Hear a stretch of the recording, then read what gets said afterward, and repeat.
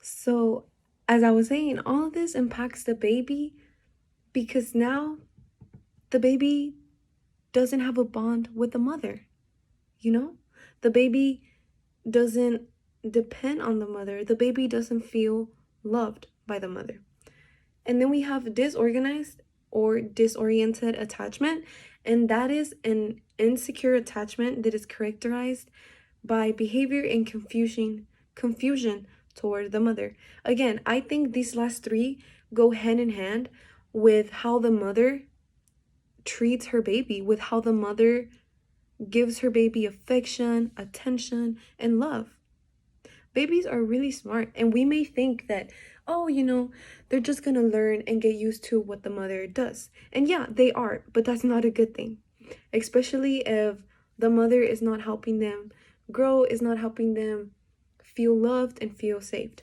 And then we have resistant attachment, which is characterized by anger and avoidance of the mother. Goes back to what I mentioned. Sometimes it's not necessarily the mother's intention, but because they developed this sense of insecurity in themselves, bad thoughts, all of this affects the baby. And now it's so important and so crucial that now the baby might, in the long run, have problems when they become a parent because they're going to think like, okay, this is how I'm supposed to treat my child, and sometimes people don't even notice that. And that's where imprinting comes in. When we are small, we learn things from our parents, from people we are close to, from people we see. We learn behaviors.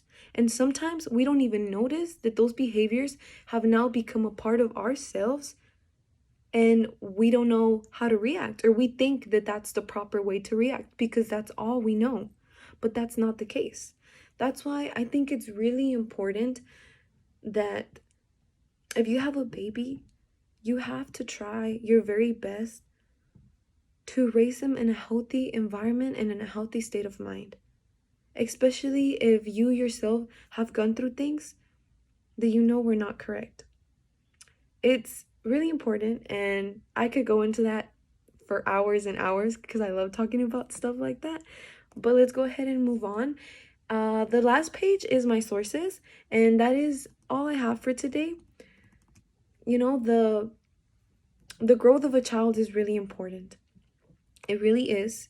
It goes further than just physical. It goes further than just social.